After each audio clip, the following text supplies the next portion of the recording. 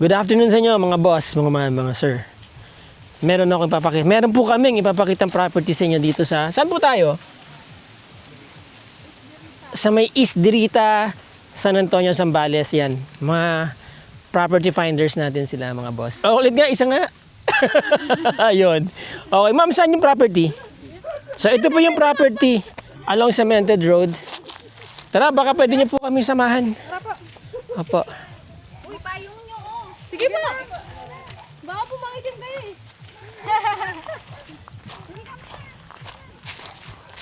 Okay mga boss, by the way, meron po ako na-vlog dati dito, banda doon ano. Ang ganda rin yung bahay na ibenta na. Ito pong kalsada na to, leading to the National Highway, about less than 10 minutes from here. And pag dinire-diretso nyo po yan, lalabas kayo ng San Marcelino. Yes. So, technically, bypass road po itong kalsada na to. And eventually, sooner or later, magiging main thoroughfare po, no? Marami na po, dito mabilis na ang urbanization dito mga boss. Kaya napakaganda nitong property. I think dito magsisimula, ano boss? Ayan. Yun, diretso doon. Maganda po frontage, no? Mahaba. So, meron niyang commercial value mga boss. And then, ito po yung bahay.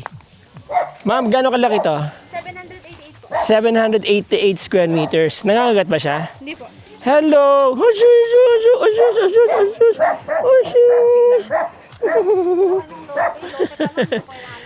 Okay mga boss. May bakod na itong kabilang side, no? And then, modern ang dating ng bahay. Maliit lang siya. Bagong gawa po yung bahay mga boss. And pwede makita yung loob. Wala. Okay, anyway, kwarto lang yan. Diretso kwarto na, no? May CR sa loob. Mas malaki pa yata tong kitchen niya. Studio type po yung bahay. Yeah, very ideal to pang Airbnb nyo mga boss. Pwede nyo rin gawing camping area yan. Yung bakanting lote dyan. Ayun. Mahilig sa aso yung may-ari, no?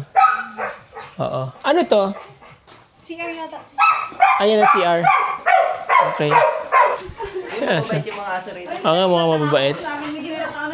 Okay, Sir, pwede yung swimming pool dyan. Yung swimming pool.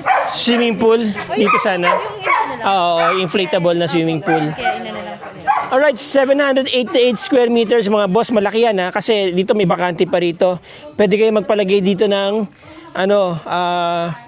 commercial space ninyo, no? Pwedeng maglagay kayo ng negosyo kasi ito pong area na to, kabuuan nitong lugar na to mga boss. Mabilis ang urbanization, ang dami na po nagpapagawa ng mga bahay dito. Hanggang doon. Alright? So, there you go. Alright mga boss, mga ma'am, mga sir. Tanong natin si Ma'am Emily. Saan located yung property? East Dirita po, San Antonio. East Dirita, San Antonio, Zambales, mga boss. San Antonio is a coastal town, malapit sa beach, mga 15 minutes. Papunta na po kayo, 15 minutes, makakarating po kayo sa magandang coastal town ng San Antonio, dyan sa may Pundakit, And then, sa kabila nito, yung naval headquarters dito sa San Antonio. And then, yung kalsada po na yan na nasa harap namin, that is going to San Marcelino and downtown San Antonio, mga boss. From National Highway, this is about less than 10 minutes. Sa Metro Manila, about 2.5 hours, mga boss, mga ma'am, mga sir. So, maganda ang property. Isa sa mga potential na nakikita ko, ma'am, alam mo kung ano? Pwede sila maglagay ng tindahan. Diba? Kasi ang haba ng frontage nila. Pwede rin sila magpatayo ng commercial space, no? Portion. Kasi nga po, itong lugar na to is medyo nagiging highly urbanized na po or mabilis ang urbanization dito mga boss, mga ma'am, mga sir. Alright, so may isang bahay, source ng tubig, meron na rin, di ba ma'am? Yes, ma'am. And